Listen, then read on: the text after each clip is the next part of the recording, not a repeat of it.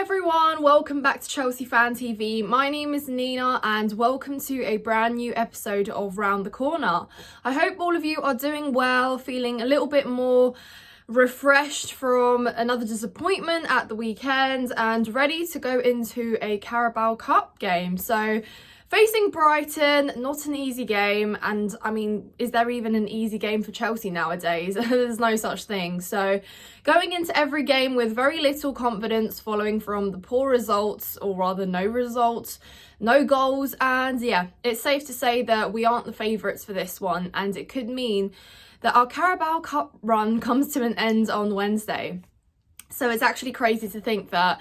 Yeah, anyways guys, I'm just going to get into my thoughts, what to expect from the game, what I would change so that we can have a better chance at least at challenging Brighton, who find themselves third in the league right now. We're 14th, and yes, league position doesn't mean everything, but when you take our form up against Brighton's, yeah, we really aren't in favour of winning this game. But I like to think that the Carabao Cup brings a little bit of different energy. You know, it's another chance to kind of go far in a domestic cup, which I would like us to take seriously. I don't know how you guys feel about the Carabao Cup. Let me know in the comments down below, but I would like us to see a good attempt at least. You know, winning a final at Wembley is something we haven't done in a long while, and you know, we've seen us get there twice in recent years and lose. Of course, it was unlucky to lose to Liverpool twice, and yeah, but I'd like to see us actually try. And I think Pochettino winning a domestic cup in this season at Chelsea it definitely does seem like he's going in the right direction. I mean, it's kind of like what Eric Ten Hag did with Man United last season, you know, won the Carabao Cup after Man United had been trophyless for 6 years, and you know, he took over, secured them the Champions League spot. Maybe our Champions League spot is not going to be secured, but at least winning a cup might be and will be something to restore some faith in the fans, and yeah, potentially be a good stepping stone to next season. But yeah, I just don't see how Chelsea not being able to score goals gets fixed overnight against Brighton on Wednesday. Brighton have been scoring goals for fun. They score a minimum of 2, 3, 4 goals even a game. And yes, they've dropped a few points. I think they suffered a 5-1 defeat at one point this season, but regardless, they've really been up there. They are playing in Europe, we're not. And you know, if you flash back to 3 seasons ago and someone told you that you would not have faith in this Carabao Cup right now, a game against Brighton, and that Brighton are third and you're 14th, they're in Europe and you're not, would you have believed them? I mean, that just goes to show how the quality in the Premier League has just transformed immensely in the last couple of years. And yeah, this is where we find ourselves right now, guys. So yeah, we're really not the favourites of this one. I just think that we are creating the chances. It's just about finishing them. If we can get that lead first, we're at home, you know, let's actually use that home advantage for once. If we can find an early goal, perhaps 1-0 up, maybe things look a little bit better for us. Then maybe we can, you know, attack, defend, etc., and just be a little bit more confident. I just think it's a lost game as soon as we go 1-0 down. Frankly, I just don't see it in us to be able to find those equalisers, let alone comebacks. If we have a draw, then it goes straight to penalties. But guys, I do not have the mental stability to be able to sit through penalties. I actually can't. So I'd rather it not get to that, please, Chelsea.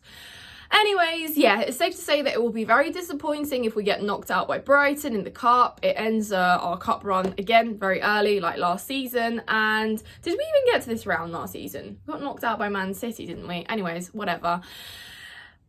So what I would like us to see from Pochettino is starting Mudryk again. I think he absolutely deserves a start. He was our brightest player against who did we lose to? Aston Villa. And he was brought off earlier than Sterling should. Sterling should have come off earlier, in my opinion, and before Mudryk anyway. But yeah, start Mudryk, start Cole Palmer as that number 10. Just drop the experiment of Enzo Fernandez in that number 10 role. He cannot thrive there. It's not his position. Please, Poch, just stick with what we know works best. Cole Palmer is absolutely most capable of playing in that position, so let him. We saw that he brought on some creativity when he came on. I think he took a shot off himself, was trying to cross the ball in against Villa, just again unlucky to find the teammate that will put it at the back of the net. So yeah, goal scoring needs to actually happen on Wednesday for us to even have a chance. It really, guys, is as simple as that, just scoring against Brighton. So yeah, I would like to see us score some goals. And then of course Malo Gusto is, does the suspension count for the Carabao Cup? I think it does, yeah. So we're potentially looking at starting Sarsi at right back, and if I want to flip the other side, please, Poch, don't start Colwill as a left back. Let's just see Chilwell play in his natural position, start him. I mean, he has benched him for the last few games. Don't really know what you're playing at there, but just let Chilwell start. He is the little experience that we have in this team right now. Let's actually flourish that and let's use it in a positive way for us. So yeah, and then potentially Colwill and Thiago Silva paired there at the back.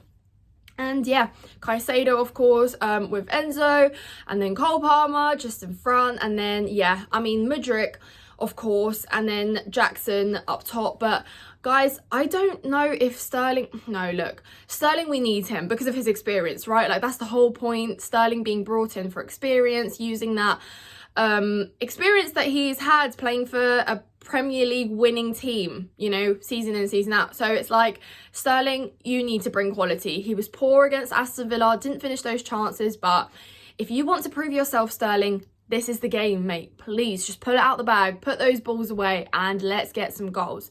So yeah, I think that is probably the starting lineup we should go for. And yeah, I mean, I'm actually terrified, guys. Can't lie to you. Not feeling very optimistic, but it's all about the false hope, isn't it? I mean, we went through every single game at the end of last season going, this is the one, this is the one, this is the one, no, this is the one. So please let this be the one, guys. Please, Chelsea, let this be the game where we actually win, we actually continue through, knock out Brighton, puts us in a much better place.